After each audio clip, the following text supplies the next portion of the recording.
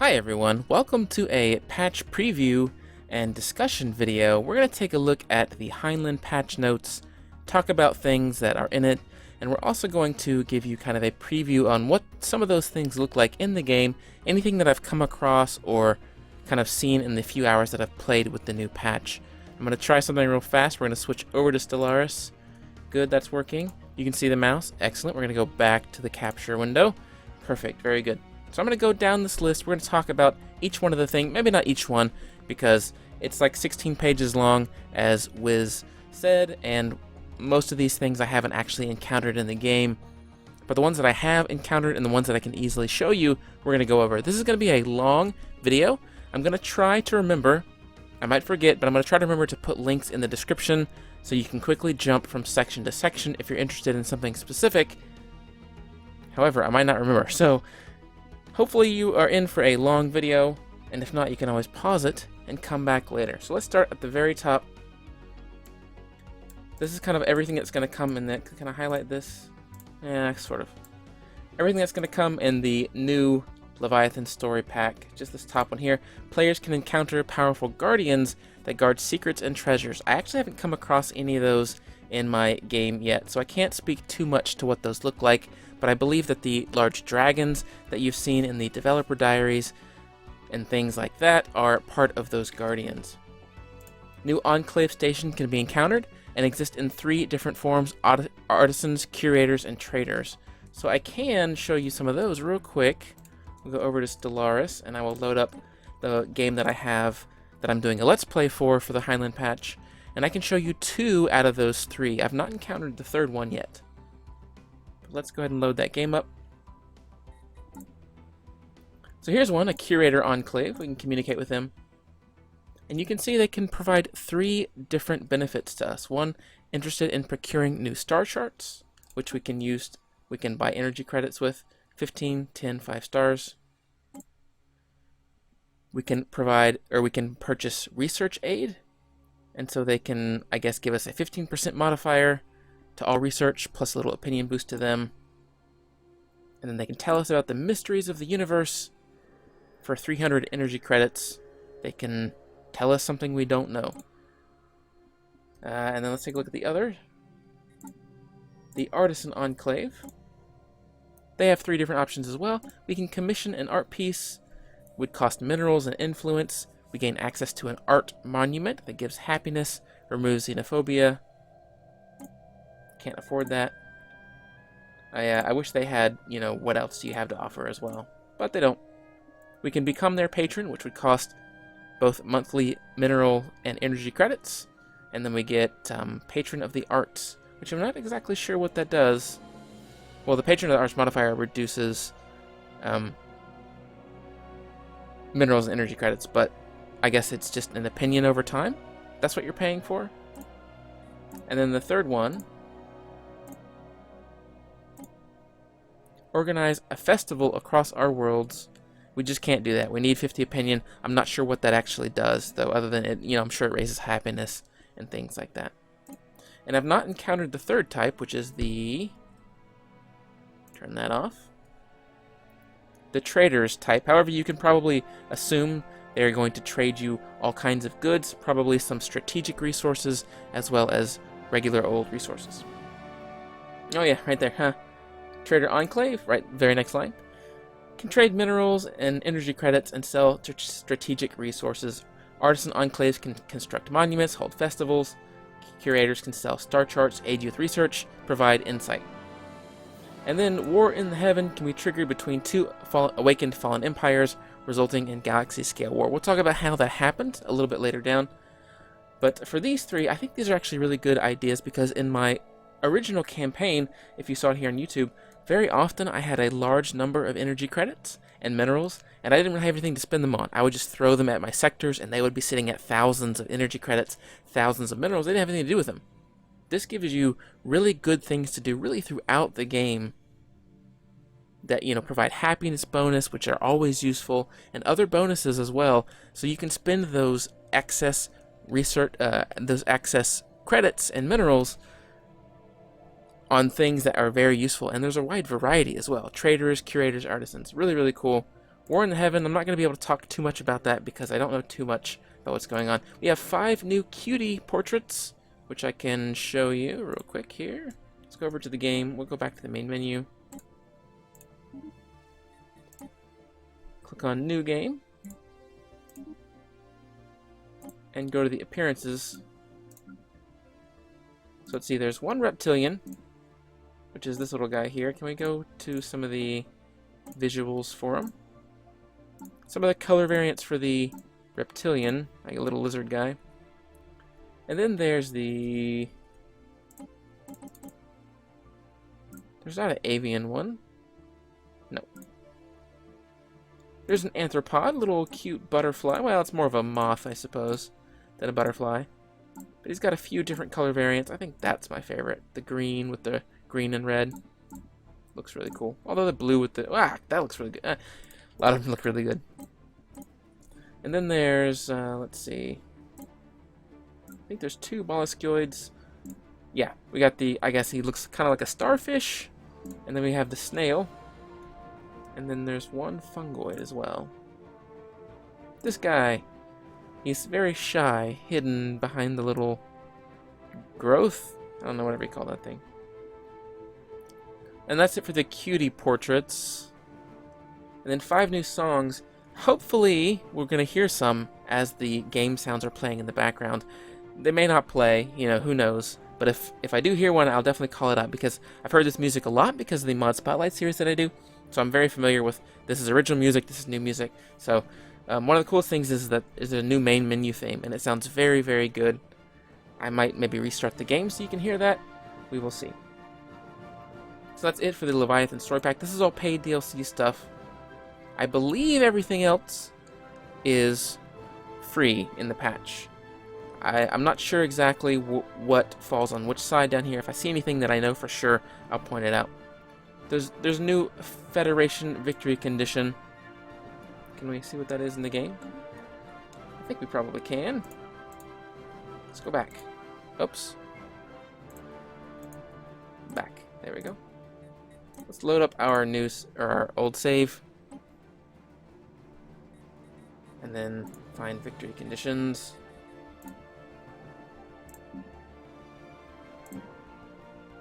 They're here somewhere. There we go. Federation victory. Win the game by having your Federation own 60% of all habitable planets. So here you can either take... It was really a lot like domination. But obviously you're in a Federation and they own 60 instead of 40. So, you know, whereas 40 you might be able to get away with this much. With the Federation you would need this much. Which I think is maybe easier. Maybe easier to do than a, you know... What was it called? Than a domination victory. New galaxy setup options, which I can show you. I tinkered with these a little bit when I started my new series, but we can... Actually, I can just do this. So the big ones are clustered starts on or off. This was a mod before, but now it's kind of baked into the original game. Advanced neighbors, whether or not neighbors, if you pick advanced neighbors appear, like if you want, you know, everybody to have really advanced, better than you starts, whether or not they can be adjacent to players. In-game crises on or off, of course, that makes sense. Max Fallen Empires. There are, I believe, 4 different types of Fallen Empires now. And if you have 4, it will guarantee 1 of each. And if you have 2, you'll get 2 out of the 4. You don't know which ones you'll get. I think that it's always going to be better to do 4, just because then you have a better chance of them kind of becoming active and seeing more large-scale battles going on. But that's just my opinion. Habitable worlds. So the original habitable worlds, I believe I remember seeing in one of the Twitch streams that they did, was that originally I think it was about 150. Before Heinlein 1.3, if you were to translate the habitable worlds percentage into this scale, it's at 150. It's been scaled back to 100%, so you're going to see less habitable worlds overall. And that means that each world is much more valuable. So that's the habitable worlds. And I think that's it. Let's see. allow advanced empires, clustered starts, yeah. So that was everything for the new options. I think that clustered starts for me will probably always be off. Habitable worlds I'm playing at 200% in my existing campaign, my Heinlein campaign. I think it'd be really cool to see it completely like down to 50% or whatever the lowest number is, because then every single world is insanely important. Even ones that you only have 20% habitability on, you still really want it. So that could be really interesting to see. It's now possible to designate a colony as your new capital at the cost of 250 influence. You can see that very easily. Let's just go back to the game here. Oh, wait, I gotta turn it on for you. There we go. So I can very easily go to a different colony, click on it, and you see this button up here. Move capital, cost 250 influence. Do you want to do so? No, that's okay.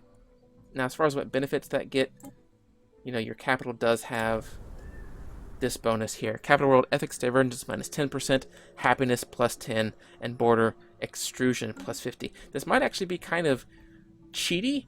Like, let's say I really wanted... let's see, where's a good example? Let's say I really wanted this planet here. Let's say the research, or the minerals and everything were really good here. Let's say I owned a planet here. I could move the capital to this planet, and then either immediately or over time, I'm not sure which, that border extrusion might actually push against them, maybe, and give you the planet. I'm not sure if that can be used aggressively. That would be really interesting to see, though. Added extra large weapon slots, extra large weapons. Oh, I gotta remember to do this. Extra large weapons can only be mounted on battleships and have limited firing arcs. So this is going to require a little bit of time to set up. Not too much time. We'll go back to the main menu. We're going to do a new game. We'll play as the centralized Rothac Dominance real quick. Those don't really matter. I'm just going to add some cheats in so we can unlock everything. Let's do this real fast. Research technologies. Instant build. Minerals, 100,000, 10,000, and cash. There we go. So I've gotten every single research. So now we should be able to look at those really quickly. Let's go to the ship designer. And we go to the battleships here. So now we have extra large weapon slots. Those are going to be, I think those are these guys. Let's clear everything off of here. Clear everything off. I'm probably going to leave this open because there's a lot. Is this the extra large one?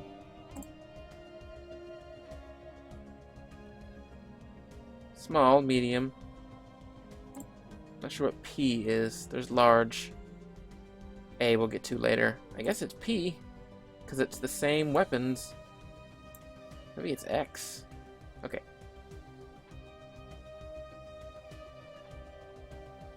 So this is actually where I'm not as knowledgeable about the new stuff because I've not gotten this far in my own playthrough. T is going to be torpedoes, and you see no torpedo slots here. Maybe on.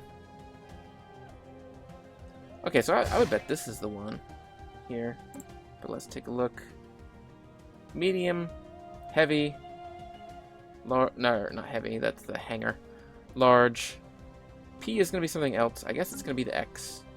So with the X slot here, you can see, yeah, Giga Cannon, Mega Cannons, that's what that is. These extra large weapon slots are designated by this X and only fit on battleships. So we can look at these real quick. There's one on the spinal mount, none here, and none here. So it looks like there's only one per weapon. You could fit a Mega Cannon there, I suppose. Then it's got a Mega Cannon on it somewhere. So there's that. Tracking is now a new stat for weapons that reduces the evasion of targets by the same amount. Most weapons now have a tracking value. Well, let's jump back in and see that tracking value. Tracking 0%. So, this Giga Cannon cannot track anything. Got it. Let's look at a small weapon. I bet a small weapon will have some tracking. Tracking 60%, 30%, 5%. So, the small version of the small red laser has 60% tracking, 90% accuracy. And remember, tracking reduces evasion. So I suppose that tracking of 60% will reduce evasion by 60%. We'll get into evasion a little bit later.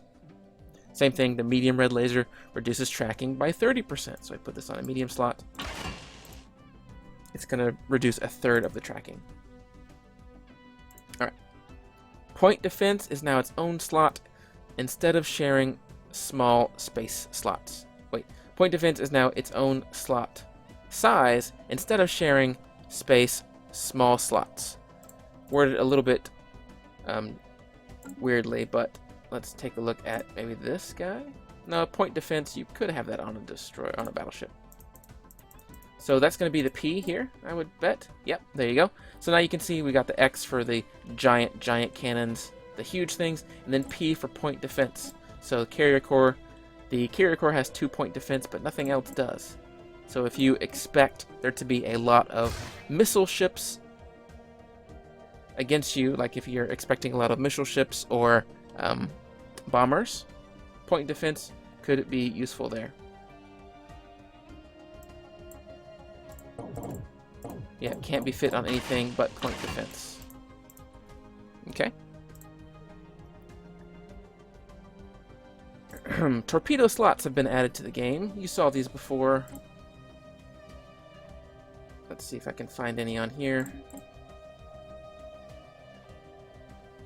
Well, they're going to be designated by a T, the blue T. Looks like battleships don't have torpedo slots. So let's look at cruiser.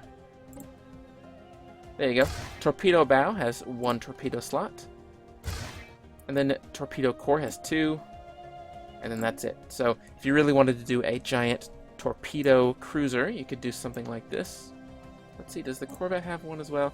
The Corvette does have it can be a torpedo boat.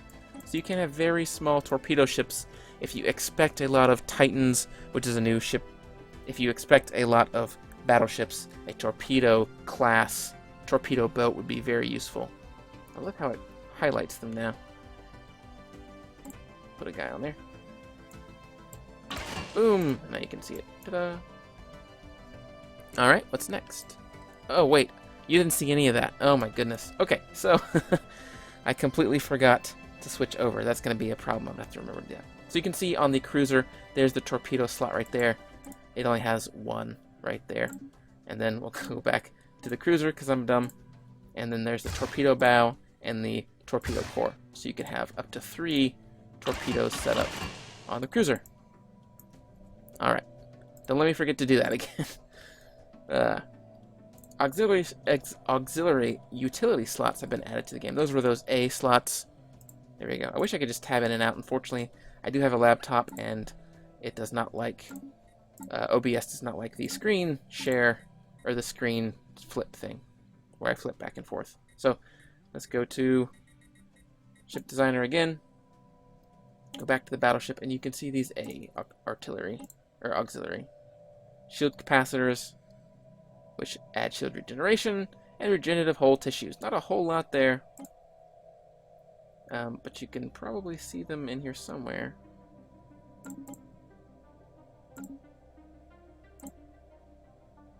There you go. Utility slots. We're on the spinal mount right now, so it's got 2 auxiliary, 2 large, which you can see right there. Alright.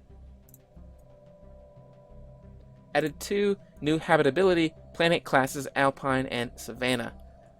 I might look at that later because there's a little bit about that later on as well. Added new humanoid species class with 4 new portraits. We can take a look at that.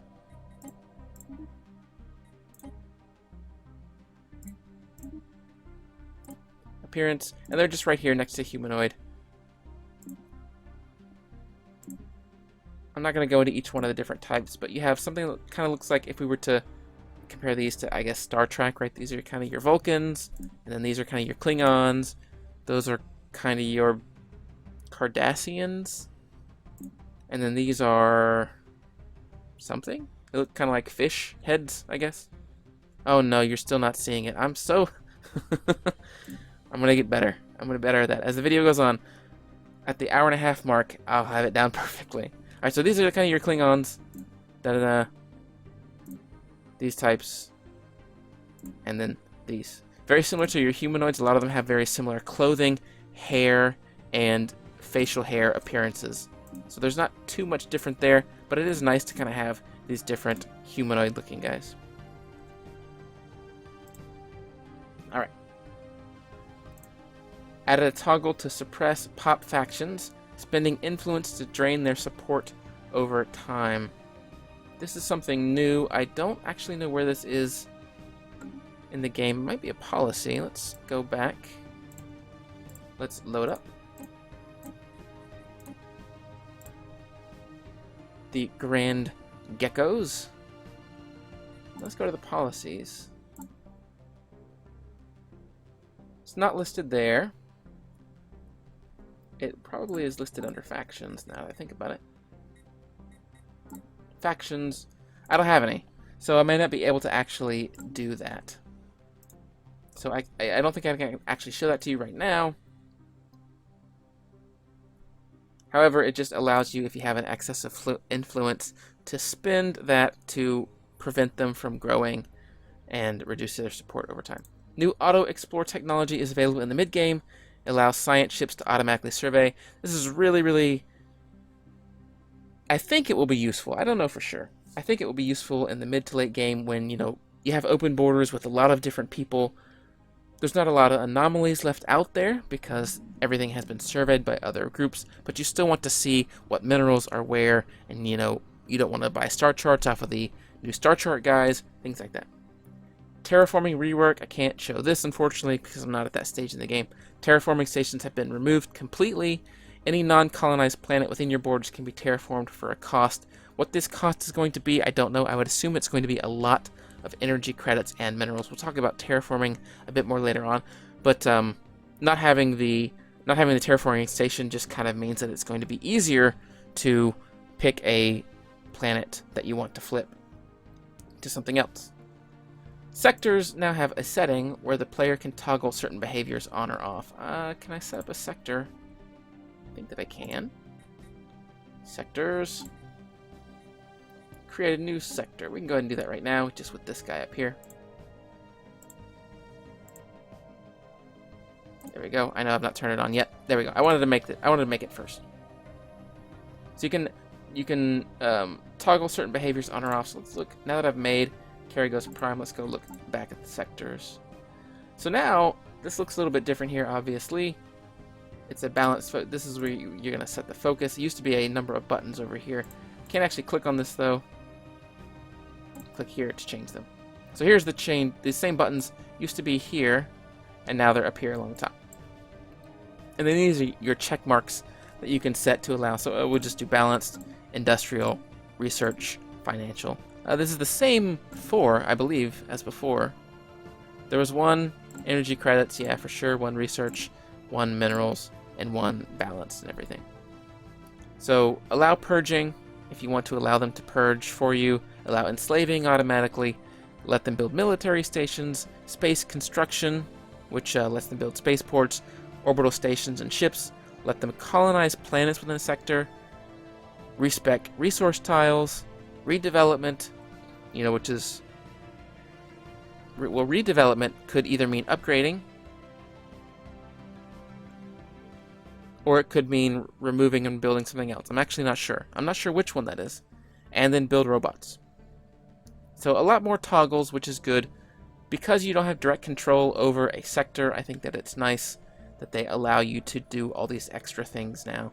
So if you really just don't want them to colonize, or if you really do want them to colonize automatically, you can just turn that on. I think that could be really useful if you have a, you know, if your empire is this big and you just have a lot of habitable worlds down here. You don't want to actually take the time to do all that. You want to focus on other things like in-game crises. So that's really nice. Strategic resources have been reworked and now provide a global modifier to your empire as soon as you have at least one of that resource without the need for buildings or modules, allowing you to trade with and for excess resources. Let me see. Can I load? I don't have it. Okay. I'm going to do a bit more cheating here. Try to get some strategic resources real fast. just so we can see what that screen looks like. I could show you the screen, but there's nothing on it right now. So let's do research technologies. Let me turn on the screen. And then we will send this guy out. I don't think there's a code or a cheat to instantly survey everything, is there? So this may not actually work. We can do observe. There we go. All right, so there is actually some in our home system, so that's good. Play 00. Situation log updated. So we can. Yeah, good. We're surveying. We'll jack the speed up. So we're gonna let that happen in the background, and then as soon as I can, I will. Situation log updated. I'll build the appropriate station, and then we can see what that looks like. So let's go back to this while that's going in the background. We'll go back to strategic resource. Fleets can now toggle whether other AI fleets should follow it or not. So that's really easy to show. It's just a button, and it's right here. Nope, not right there. Right. It is here. I've seen it. There you go. Take point. Currently set to discourage allied fleets from following. This fleet can take point, and allied fleets will attempt to follow it. So you can easily just toggle that on. And then if you're in a war, you have allied fleets nearby, they will follow this fleet here. It's off by default, it looks like. Okay, let's talk again. Let's go, but now we have the strategic resource. Let's go to the construction ship, and we will build research station. Is that going to get everything? Yeah, it will. Instant build. Turn that on. Construction complete. There we go. All right, so now we have the Teldar crystals, and you can see right here with the mouse over with Teldar crystals, you get a kinetic weapon damage bonus of 10%, and you can go up to strategic resources, and you can see that right here. If you have one of any of, or if you have more than one or more of any of these, you get this bonus. It doesn't show up here, not in the Emperor modifiers. It might maybe need to show up here. I don't know. It depends on how many you get. But this is really useful now. If you've ever played Civ 5, I'm not sure about Civ 6. I've not played Civ 6, but if you ever played Civ 5, you get if you have one like luxury resource, right? Let's say you have sheep or wool. You get the happiness bonus or the whatever bonus that wool provides. Even if you have one, you get the same amount. If you have 1,000, you get the same amount. The same idea here now. Let's say I ever get a second Teldar crystals. I can now trade one of those two to another empire for something else. Now they'll get the bonus, but I will be able to gain things for that while I'll keep my kinetic weapon damage. So very useful, I think. Will be very cool to see kind of all the different bonuses there. You can now set planets and fleets to be rally points. Newly built ships will move to the nearest fleet rally point and merge with it, or to the nearest planet rally point if there's no fleet rally points. When issuing a return order, your fleet will return to the nearest rally point planet if one exists, otherwise to the nearest starport. Again, very easy to show. We go to our Star Hunters here, and we can set a rally point right there. And you can see your rally points here in the outliner. So I've got one on the Star Hunters and one on my home planet as well. And you toggle it on and off just by clicking this button here, and you see it's disappeared off the list. And then I can click off right here, and now I have no rally points, so they will just stay where they are. Now, I don't know if rally points are going to be like. It just says to the nearest fleet. I don't know if that means, if I build something here and the rally point is set all the way over here, will it always fly that far? I don't know if there's a range that it will try. It will ignore that. I'm not sure. It seems like maybe a good idea to always set rally points on your planet building systems. That way you don't accidentally send every ship you ever build halfway across the galaxy. General combat computers now have been reworked, and each ship size has its own series of computers with different stats and behaviors. We'll take a look at those real quick. I'm probably not going to be as exhaustive with everything, just because otherwise we'll be here for hours. However, let's see. combat computers are. I forget what type of thing they are.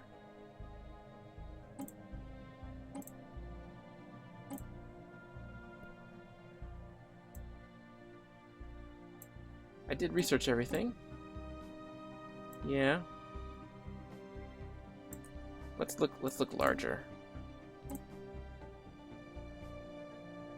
They're not weapons.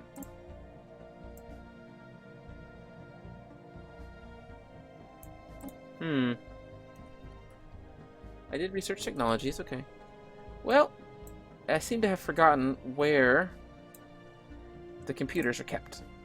Where did I put my computers? Okay. Oh well. We're not going to be able to look at those right now. Unless I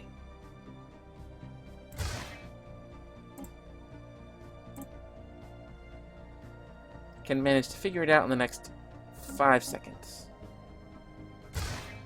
Not hangar.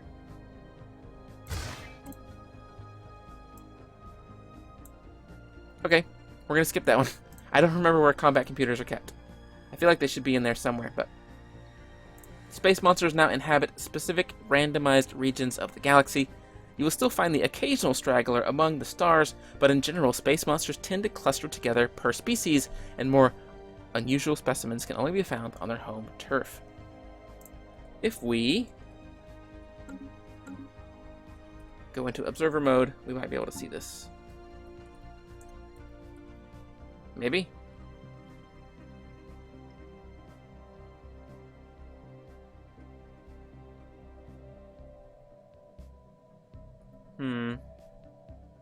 Pirate fleets, lookouts, sapphire lurkers, space amoeba, sapphire lurkers. There's a lot of sapphire lurkers and emerald roamers and ruby, what are they called?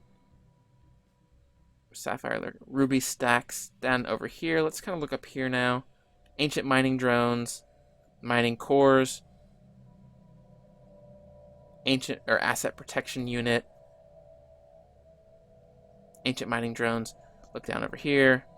Void cloud, void cloud, void cloud. Abyssal hosts. So you can kind of see, it looks like the game is doing that correctly. Down here you've got a certain type, a lot of the amoebas flying around, a lot of the ruby, sapphire, emerald guys. Up here you got the mining drone, so it looks like that is working correctly. Might make kind of trying to explore other parts of the galaxy in the mid to late game if you're looking for a specific. It looks like this is one of the headquarters. Can we zoom in on this here? Yeah, this is like one of the mining headquarters.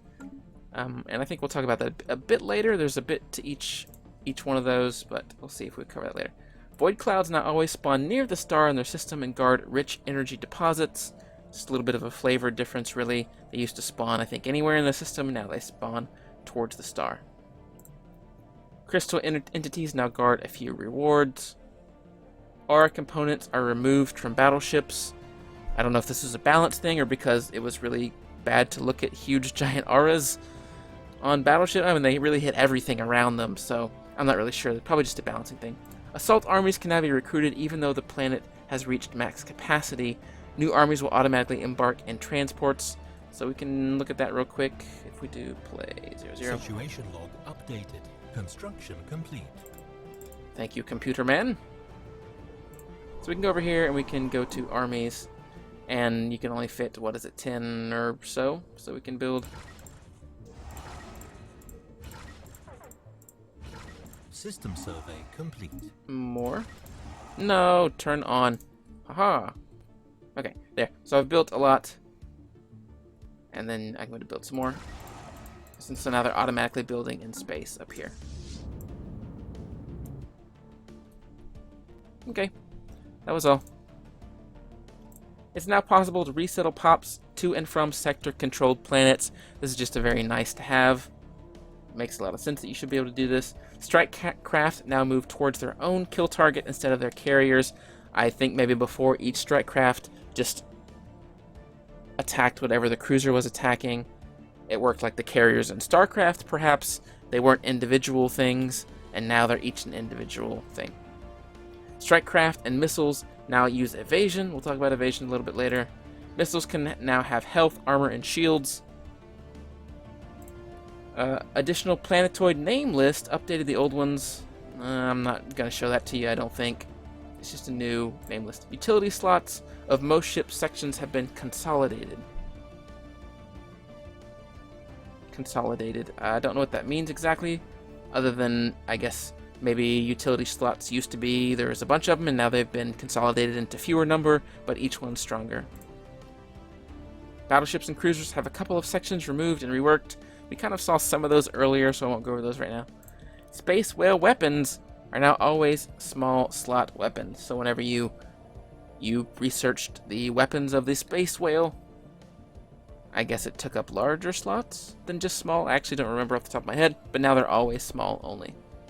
It's now possible to ask empires to become your tributary and offer to become theirs. Let's see if we can't figure out how to do that real quick. Let's load. Oh good, I have that saved now, that's good.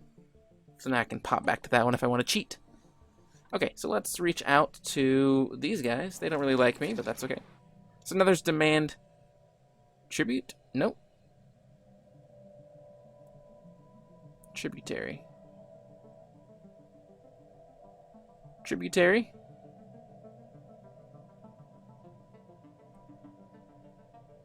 I see vassalization still. I don't see tributary. Let's go back to the patch notes. I don't see that option here. It may be set somewhere else. Let's try with the deer.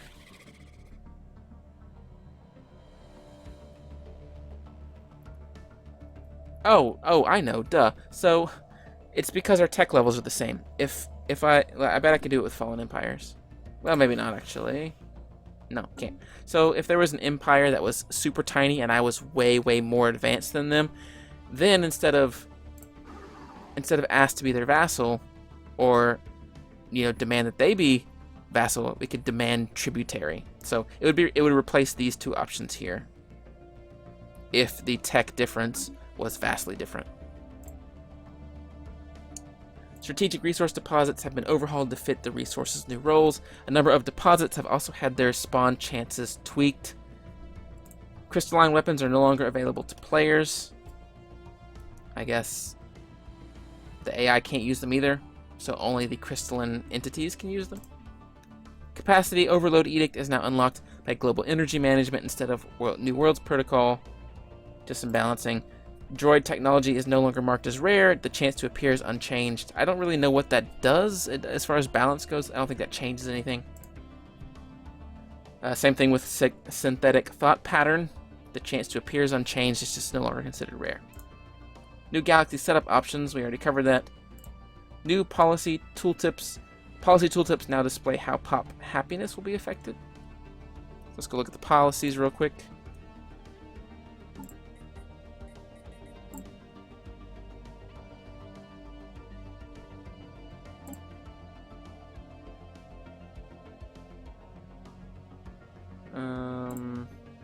I'm not sure which ones affect happiness. There you go. This one does. If I allow purging, all pops will get a 5% happiness from this policy. So at all times, they will be 5% less happy because I'm allowed to kill anybody that I want to. Anything else?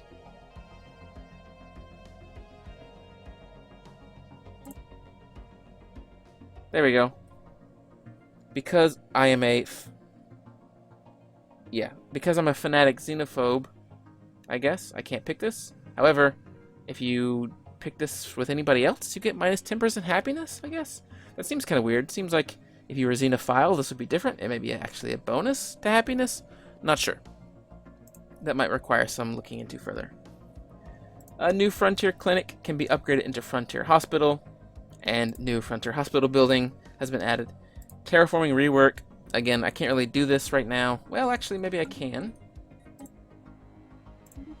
Oh, I should just do load game. Let's load up our cheat save here, where we have everything researched. And let's take a look. Terraforming stations have been removed. Any planet within your borders can be terraformed for a cost. Alright, so let's do... There we go. Research technologies. Take a look at this barren world here. I'm not sure how to start terraforming.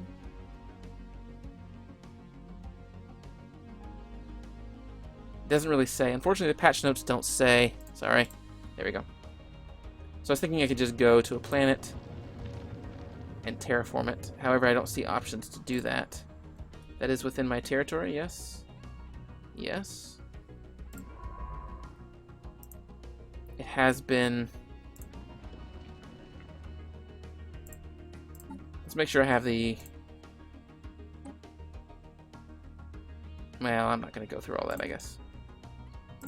I was hoping I could show that to you, however, I'm not seeing the option anywhere on terraforming. Used to be you'd build a station and have terraform option here. However, I don't see it. Let's continue on. Maybe it will come back. Terraforming station. Okay. Terraforming gases and liquids now significantly reduce terraforming costs. So before you had to have gases in order to terraform certain things. Now you can terraform anything to anything.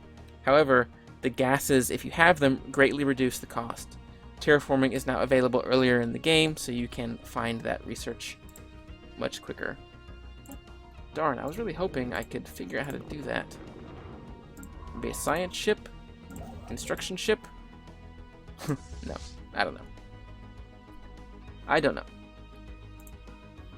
You can now, okay. You can now directly terraform any planet to any type. So long as you have the tech required, it is still not possible to terraform non-habitable worlds. As there's no tech for it. I was looking at non-habitable worlds. Okay, got it. I understand now. So let's do... Here we go. Let's send... Turn that on. Let's send... Science ship here. And you survey that guy. Nope. Just that guy. And that guy. No. There. So let's speed that up. I will move on to something else while he's surveying. Diplomacy. It is now possible. It is now possible to offer and request associate status with the Federation. Associate status acts as a non-aggression pact with the whole Federation and builds up trust between the Associate and all members of the Federation. Federation members vote on granting and revoking Associate status. So, before you'd have to do just one empire at a time in a whole Federation, which if the Federation had 4 members, it would take a while and it would take a lot of time and everything, because you had to build reputation with each one at a time. Now you can do the entire thing at once, which is very nice. Technology.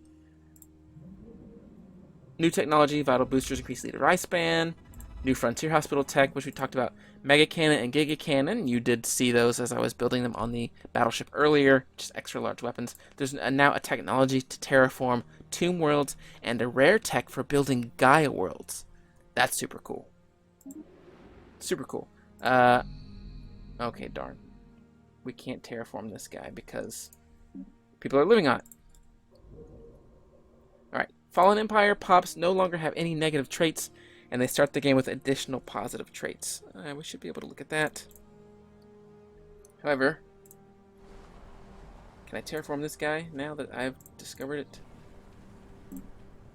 Terraform, here we go. Frozen climate, we can terraform it into. So here's the costs. Arctic world 2,000, 2,000, 5,000 for tropical and continental and ocean and arid and desert and savanna. Gaia world, 20,000 resources to terraform into a Gaia world. Can I even get that many? I can't even get that many, just because I don't have anything that's boosting my energy credit max, so I can't even build up that much. 20,000. Each one takes a bit longer. It seems like 120 months, 60 months. So it's totally doable. That's really cool. Okay, let's go look at what we were just saying. Fallen Empire pops no longer have any negative traits and start the game with additional positive traits. So let's load up this save. And we should be able to look at the species. They are... no, let's actually go to the species themselves. Here we go. So here's a Fallen Empire guy. I think Tychon. Yeah, Tychon. So as you can see, he has all positive traits, no negative ones. Apparently now it's impossible for Fallen Empire pops to spawn with negative traits. At least according to this right here. Just going to make them even harder to deal with. Each of the 4 Fallen Empire types now has their own set of ship designs. I think we can look at that. Maybe. Let's go into Observer mode.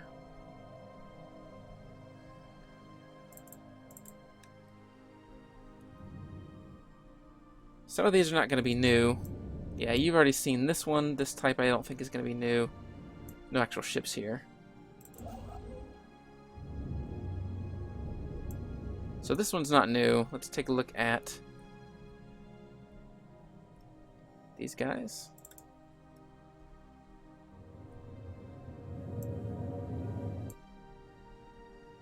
Trying to find actual combat ships. Not having any luck though.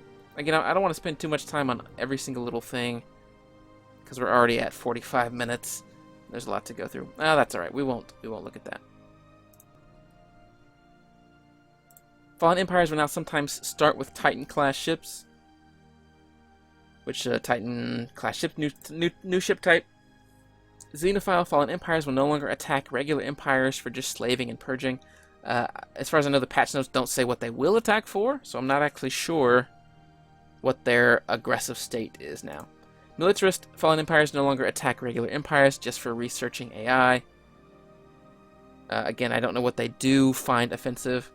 However, now these 2 types of Fallen Empires now sometimes offer you tasks and make demands of regular empires that result in an opinion boost if accepted. So maybe they actually don't attack outright anymore, kind of like the other 2 do. Now it's based on their opinion with you, which is good. I think it differentiates some of the factions a little bit more, which is good. They now also sometimes give gifts on regular empires if they have a high opinion. Fallen Empires can now awaken and become awakened empires if regular empires are growing too strong, if another Fallen Empire has lost planets, or if there's an endgame crisis going. Awakened empires now get a new personality type and new goals, and attempt to force the rest of the galaxy to bend to their will. So this is something that I believe was kind of always planned as a part of Stellaris, but didn't make the cut. Basically, they didn't have time to implement before the game had to go live. So this is good to see this available for free. It's kind of something that was, again, promised, but couldn't make the original game. So it's good that it's in now. I'm really, really excited to see what this kind of brings. This is going to add a new dynamic to the end game, I think. When crises start popping up or when federations go really strong, it's going to kickstart some of these empires back into the game. They're going to start expanding, start doing their own thing. So very cool. Fallen Empires now start with multiple levels of each repeatable tech. Fallen Empires no longer start with creature and crisis techs, so, you know, the special projects where you can get amoeba, flagella that you can shoot out, they no longer start with these. Matter disintegrators, things like that. Balance, this section will probably go a bit faster, but special projects that don't have a research cost no longer halt your research. Most special projects involving science ships have been changed to not have a research cost. So this often had to do with not a lot of the, you know, the alpha beta menace, the alpha beta species, all the kind of discovering other people, those always have a cost. But a lot of the times you were doing special projects to do like a mini sub-story, like in the previous playthrough that I'm doing, the Ute, there's like a different species that you had to investigate, and each one required a science ship to go to a place and do a thing. Those are no longer going to have research costs, which is good. In Empire setup, the planet climate wheel has been removed and replaced with 3 climate categories divided by state of the planet's habits, hydrosphere, dry, wet, and frozen. We can go look at that real quick. This is pretty significant, I think. It's starting a new game, and we go to, what is it? Not traits. There it is, here.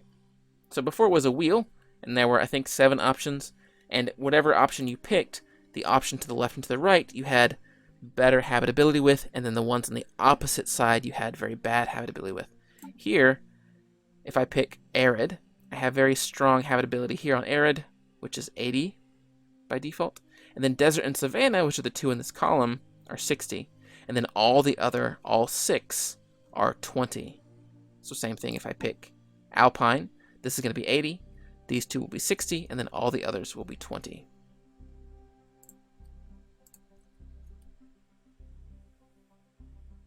Which you can kind of see that right here. Habitability is now based on which climate type a planet belongs to. Base habitability on homeworld is 80, then 60, then 20. Certain techs no longer needed to colonize potentially habitable worlds. Just makes, I think, you can freely now colonize, I believe this is correct, you can now freely colonize any planet in your column.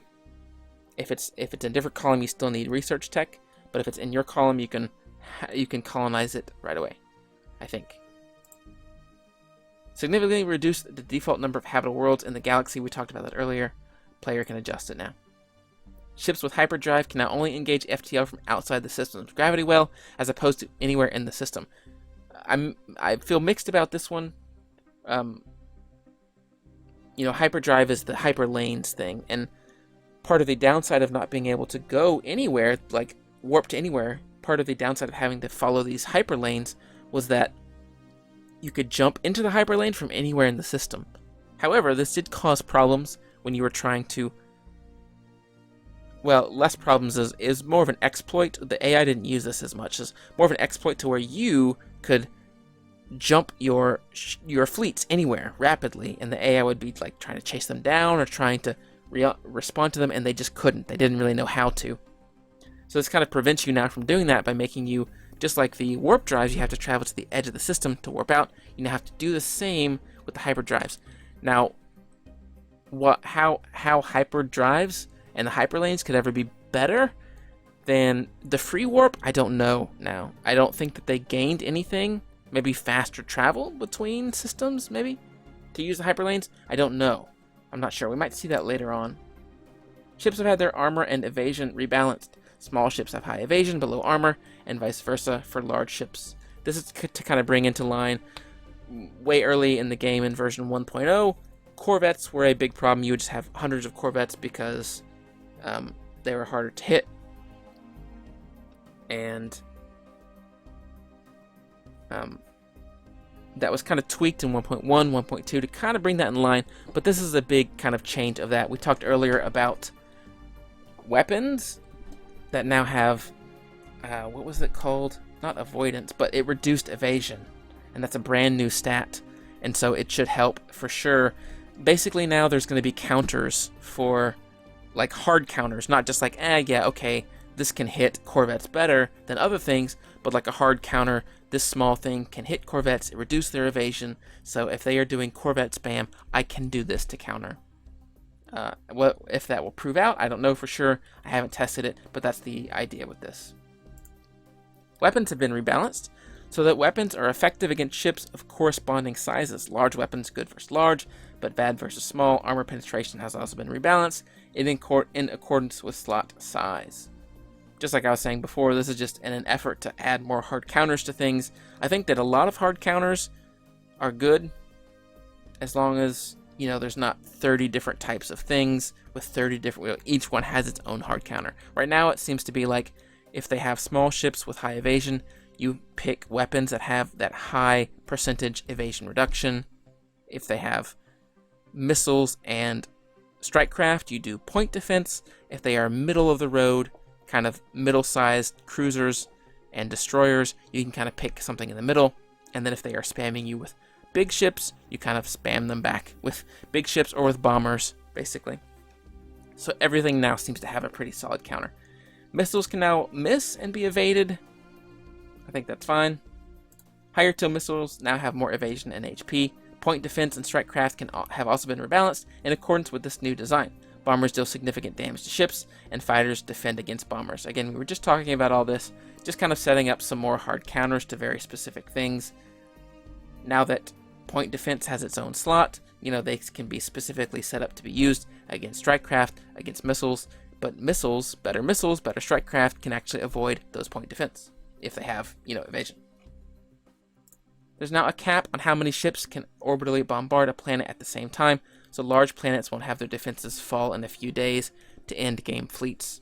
just kind of an overall, this is going to slow the pace down a little bit towards the end game, but I think that's okay. After combat, at least what I would tend to do is just send my entire fleet to one place, bomb it, take it over, move the fleet to another one. You might be able to kind of spread out a bit more now, because you can only have so many. What that cap is, I don't know. I don't know if it will show you what the cap is going to be. I hope it does, so that you can know for sure, oh, I only need, 40 ships to fully bombard this planet. I don't know. We'll have to see. Fleets that are emergency FTL now go MIA and return to a friendly planet instead of being ping-ponged to death. This is really good, I think. This is a change that kind of brings it more in line with, before when you were at war with someone and you had ships in their system. If you went to war with them at that time, your ships were kind of lost. Air quote, lost. They weren't really lost. They just despawned off the map and then respawned back in your territory a month or two later. This will be the same thing now. Fleets that, if you have to retreat from battle, they'll basically just disappear off the map, which does kind of make sense. They're kind of limping back, staying under the radar. You don't really have control of them, so I think that that's good. Ships are not always at risk of being lost during emergency FTL, with the chance depending on how damaged they are. We'll have to just see what those percentage chances are. I don't know if it's, hey, they all have 10% HP. Okay, it's a 90% chance that they're lost. That seems too high. I don't know what those percentages are going to be, but we'll have to see. More balance. Randomly generated starting home planets are now somewhat random in size, 16 to 20 instead of always 16. Earth is always 16. Unity is always 18. I don't know how I feel about this. I don't know. 4 tiles is not that huge of a difference. If the spread was, 12 to 24, I would think that's a bigger deal. 16 to 24 extra tiles probably won't make or break a game, but we'll just have to see. I don't think it's going to be a big problem. Admiral skill effect on the ship upkeep removed. Admiral skill effect on ship upkeep removed. So there was an admiral skill that reduced ship upkeep, and I guess that's just been taken out of the game. Purge time increased from 6 months to 30 months. This is going to make you rethink, I think, purging. So before, when you purged off a planet, you had a faction pop up and it was like, hey, stop this. And then you ignored them for 6 months. And then the purge was done and then they went away. 30 months is going to give that faction a lot longer to build up and to gain support. So maybe this is good. I don't know. It is kind of realistic, I guess, if you're trying to wipe out an entire group of people. Obviously, some would go into hiding, I guess, if you're trying to look at it that way. So if you were to compare it to real life, which you're never supposed to do with video games, but if you did, then I guess that's okay there. But I think the point of this is so that the faction actually has time to actually do something, because otherwise you would just ignore it. Protectorate tech discount increased from 50 to 80%, but they can no longer do trade agreements with you, and protectorates are now much more likely to draw techs from their overlord that their overlord has researched. This is just going to make protectorates tech up faster, I guess.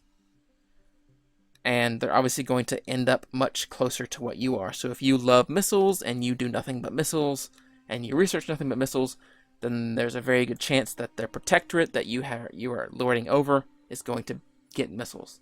Same thing as if someone makes you a protectorate somehow, you're basically going to only get, or mostly get, the techs that they have already researched. I'm going to get a small drink of water, as I've been talking for about an hour.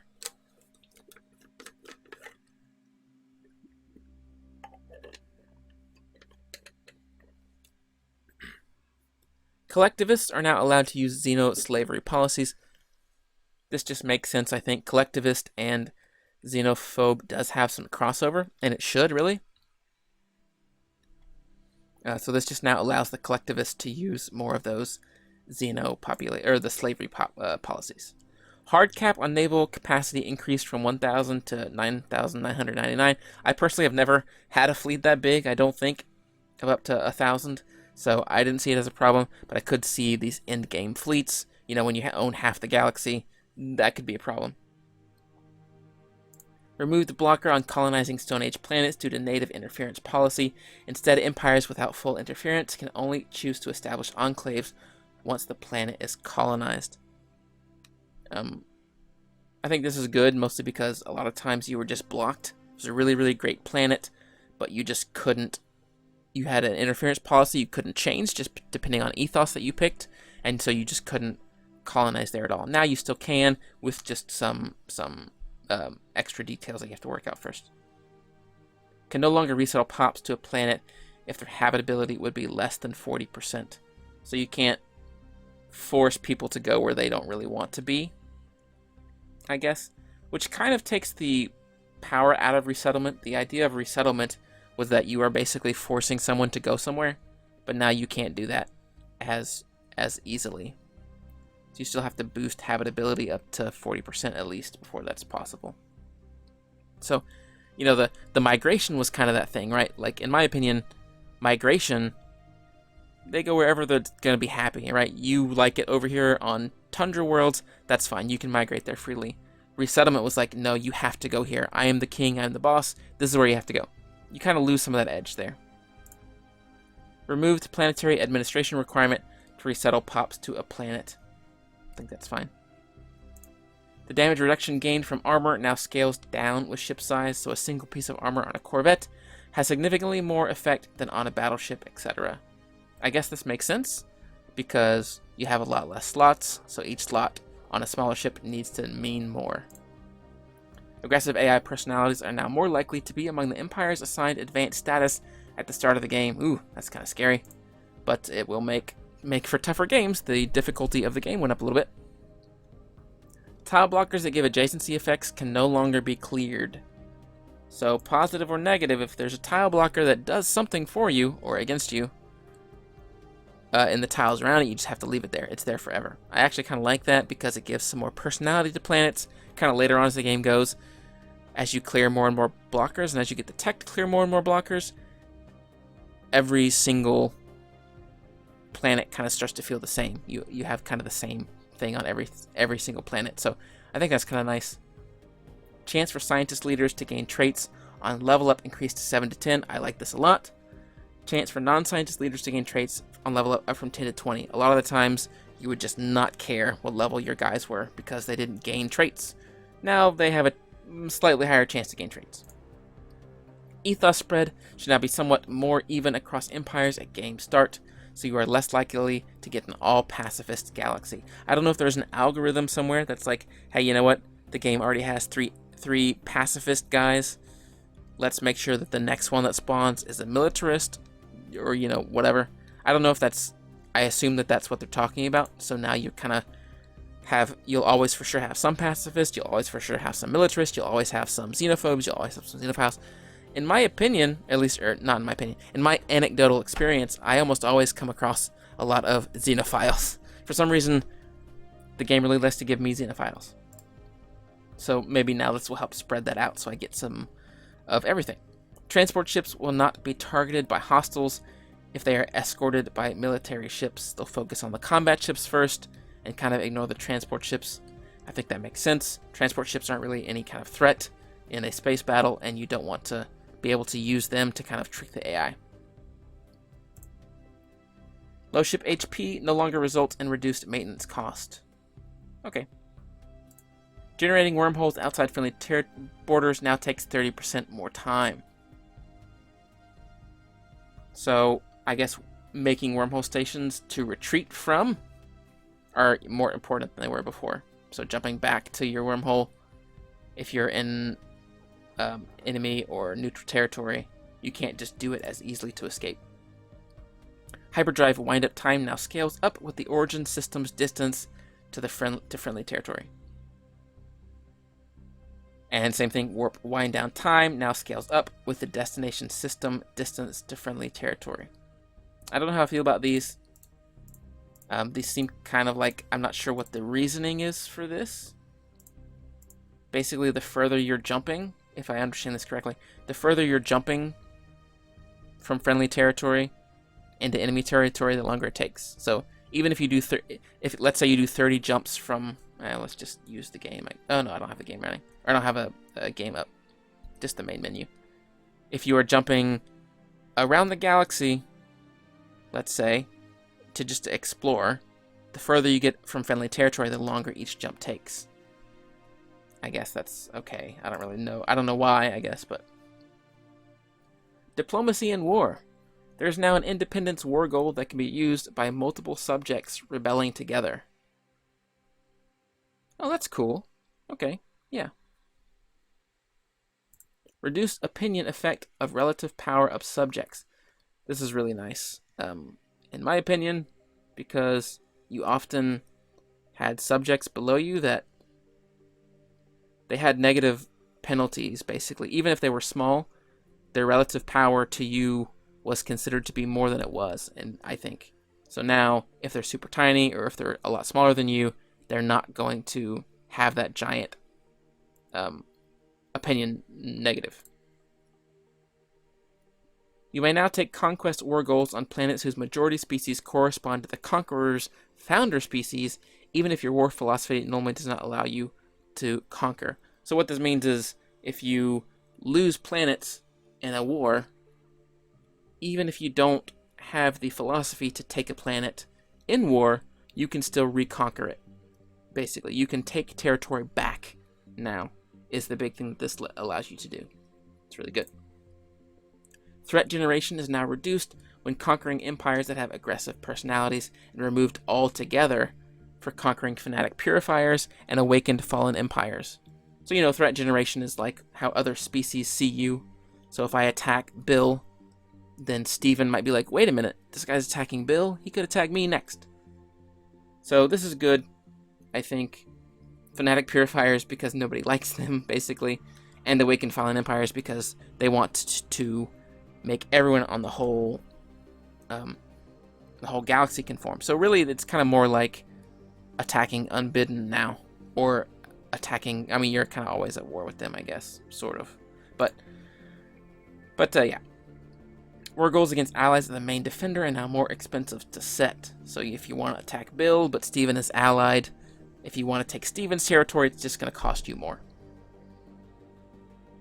Only spaceports and military stations are now worth war score when destroyed. I believe everything was. So if you destroyed research stations and mining stations, they weren't worth much, but they were worth something, and now I think they're worth nothing.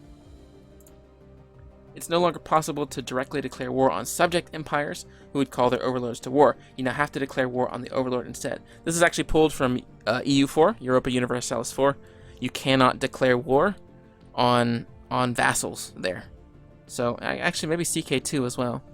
So this just brings that in line. It makes a lot of sense, I think, that this is in the game now. Removed not diplomatically relevant blocker modifier and replaced it with a border range modifier. I'm just going to say thank God.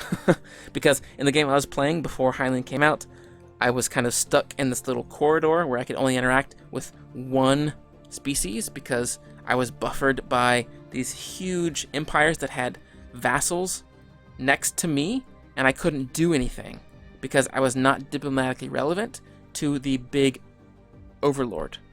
And so I couldn't really make allies with them. I couldn't do anything with the overlords because I was considered not relevant. So this is taking that out. Really, really good, in my opinion.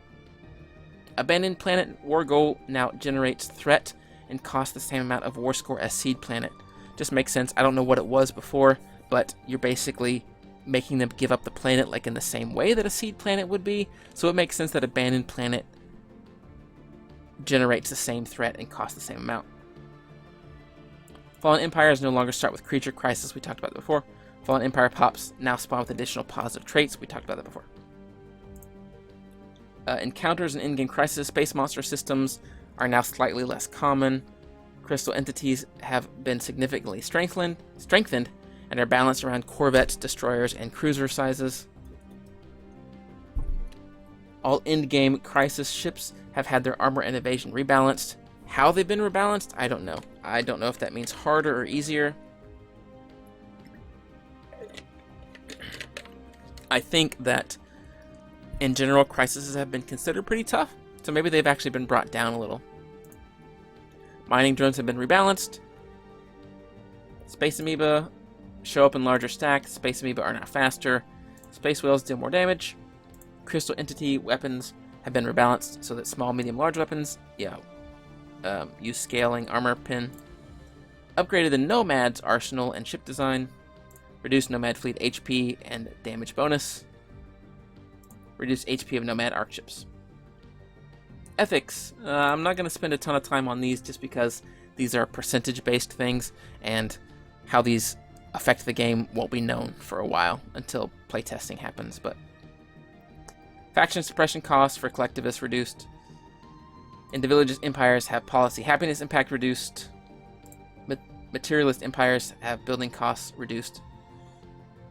And then xenophobe empires get increased border projection.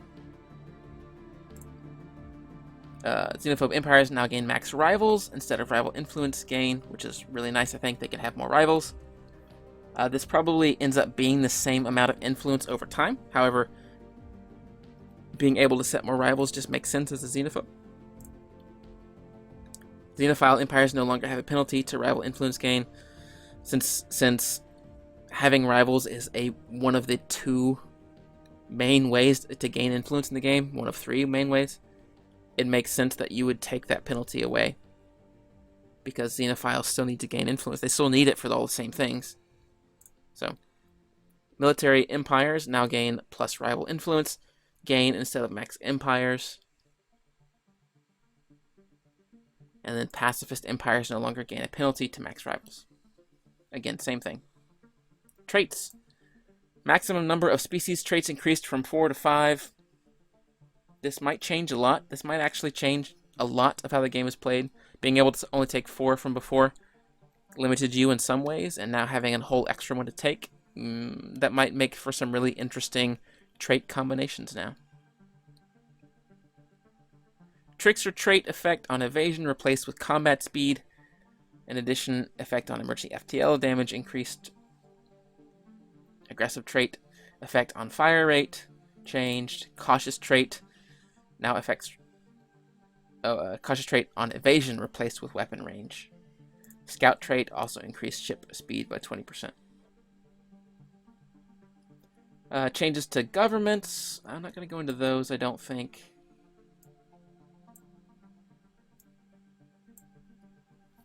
Events, these are actually, I think, more bug fixes than anything. So, components, these are going to be a bunch of ship components. Again, I'm not going to go over each one of these individually, just because it's number rebalance, and I can't really speak to any one of these on a particular, like, oh yeah, this change is really good, because I don't have the experience of the game to know that. So these will just kind of have to be tested out over time. Same thing with really all of these changes here. You might want to just read these yourself if you are really interested in medium railguns. But yes, 3-point damage, so there's not too much to say about all of these. Technology, so this is actually kind of a big one.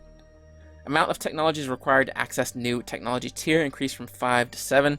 So it will take a bit longer to get to higher tier technologies in a given technology set. And then people watching my Let's Play of my Heinlein patch actually says, why is it seem like research is going so slow? These 3 are why. Technology costs for research across the board have been increased. So tier 1 techs, as you can see, each one of them costs more. Same thing with tier 2. At every single level they cost more. Same thing at tier 3. At every single level they cost more. So in general, you are going to tech up slower. The game, you will spend more time with each tech, basically. I actually think that's okay, because I found that I was just replacing tech so fast, especially because the tech generator is random. Each tech, sometimes I would get missile, back to back, and so I would spend almost no time with a missile. Every time I was returning a fleet to a planet, I would have to upgrade it. And so this is actually going to reduce that. Just some more balancing for technologies. I'm not going to go into each one of these, I don't think. Balancing for units, for spaceports, corvette, destroyer, cruiser, battleship. Building balance, power hub balance. I don't have too much to say about these, I don't think. AI. So a lot of these I would consider bugs, but we'll go over them just a lot of tweaks and improvements to AI fleet movement and army handling during war. Sectors no longer try to race you to build a station around a planet you have an order on. I guess they were always trying to build a station immediately, and now if you're like, hey, build this first, they're like, okay. Sector AI will now build and use robot pops if permitted. We saw that earlier. Sector AI will now colonize. We saw it earlier. Fix an issue where Sector AI would build labs of only one field. So now they'll build, instead of just building like just physics labs, they'll build engineering labs. They'll build society labs. I don't know how they'll determine what type of labs to build. Maybe they'll try to even it out. They'll always have one of each, then two of each, whatever. I don't know. Lots of tweaks and improvements. AI subjects that are disloyal will now try and rebel together. We saw that earlier. They're gonna have they have a new CB, basically a new war goal that they can try to leave together. AI no longer try to invite the player to wars they no longer have interest in. I consider that to be a bug that's been fixed. AI no longer try to repeatedly ask you to join the same war after you've turned them down. I consider that to be a bug. Reduce threat generation for empires you have a non-aggression or defensive pact with. This is kind of interesting. So you can go to Bill and say, hey Bill, I just want to attack you. Let's just not attack each other. You can turn around and attack Steven, and Bill won't care as much if you didn't have that pact in place in the first place. Kind of nice. Fallen empires not only send warnings to empires at 90% instead of 75%. They didn't really do anything to you at negative 75%, so it kind of makes sense that warning is removed. AI is more likely to select war goals against whoever they're declaring war on, rather than against their allies. Again, I consider that kind of to be a bug, but it's been fixed now. Lots of tweaks and improvements to the AI. Acceptance and likelihood to offer various diplomatic actions to make the AI more diplomatically active. We'll have to see what that means in the long run.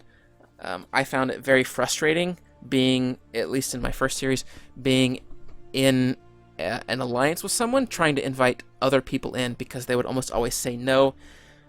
They would always vote no, because for whatever reason they were like, oh no, we either don't like them or they have a different policy, even though the group that I was allied with, the other empire, it was like 2 stars or 2 planets, and I had like 15, but they still had an equal say in what happens with the alliance, and I feel like that's not right. I feel like if they are small, they should have less say. However, that may not be necessary depending on what these tweaks are. We'll just have to see what they are. A lot of MISC. AI will no longer. AI will now do this. AI will no longer do this. Resettlement, pops, things like that. User interface. I'm just going to go over a few of these, I think. Drop-down menu has been added to the top bar. We saw this. I feel like maybe this will need to be changed in the future, because some buttons now are readily... Oops. Some buttons now are just readily there to see. I'm going to load it up real fast.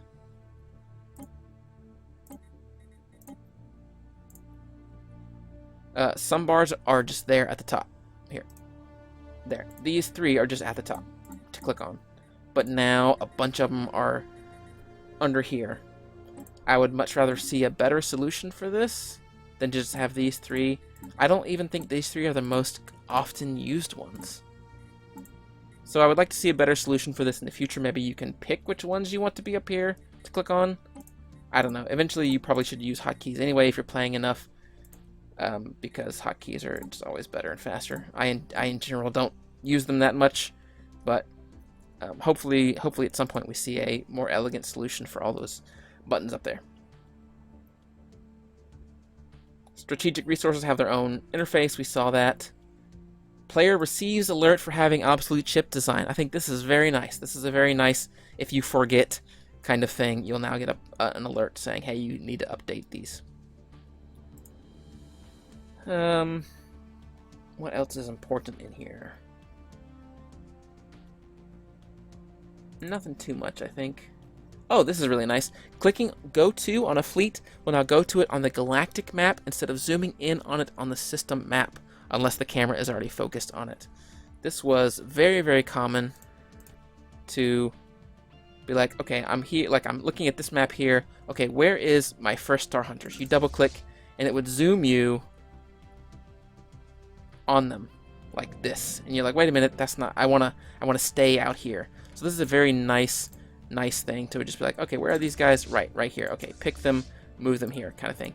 Now makes telling them where to go very quick. Fixed so that you now get the reasons as to why you can't accept an incoming diplomatic proposal. Just nice transparency there. And some more things. I don't think anything else is too important here. Graphics boost. The bloom was the big thing they talked about before. So let's see if we can't look at that real quick. Let's just go to these guys. We'll get him in close to the planet, to the sun.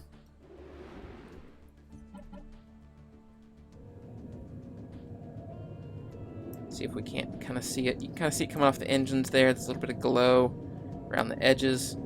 The sun itself, maybe. It's got a little bit out here. Yeah, you can kind of see it now. So it's looking really good. I don't know how it looked in combat. We'll see. Another cool one that they were talking about is Planet City lights are now more detailed and look less blobby. This was actually a mod as well. That's kind of been pulled into the original. I mean, obviously the mod has not been added to the game, but now you can kind of see. You could almost even make out like, oh look, these are actually lines of streets in a city. I don't know if it'd get that detailed. I don't know, but now you can kind of see all that now, which looks really nice. Looks really pretty. And we're approaching the end here. You've stuck with it. I figured this would take about an hour and a half, and we are pretty close to an hour and a half, so that's good. Modding, there's a bunch of new mod stuff. So if you have been modding, if you are interested in mods at all, you might want to take a look at this. If you are just interested in modding, take a look at my Mod Spotlight series, where I kind of take a look at the best and highest rated and funniest, most obscure, weirdest mods on the workshop. Usually do about once every week, once every 2 weeks. Hopefully, I'm hoping that with Heinlein out soon, this pace will pick up. We've got actually a lot of cool mods coming up that have already been added, and then a whole lot of bug fixes. I didn't really read over every single one of these because there's a lot of them, but many more minor bug fixes. There's a lot, basically. I don't know of any particular one that stands out. So, and then miscellaneous performance improvements is the very last thing. I feel like every patch notes ever just has to have that on here somewhere.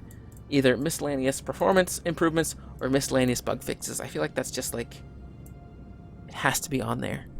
It's like a little developer inside joke or something. Anyway, that'll do it. 16 pages worth of patch notes in an hour and a half.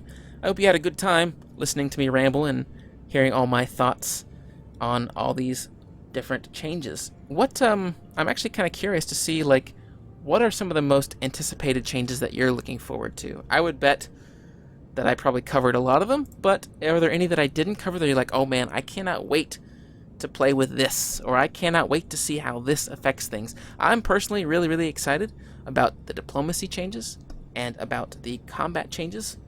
Evasion and all that stuff should make, hopefully, combat really interesting. And I'm always a story guy. That's what I do for my job, and so I love stories, so I'm actually really excited to kind of see the emergent stories come out of the Fallen Empires, things like that. I haven't done any of that yet, so I can't say whether or not it's good. We'll have to see how that happens in the future, but I'm really interested to see what you think about it. Thank you guys so much for joining me for this hour and a half long patch discussion. Thank you guys. You are awesome. I'll see you next time.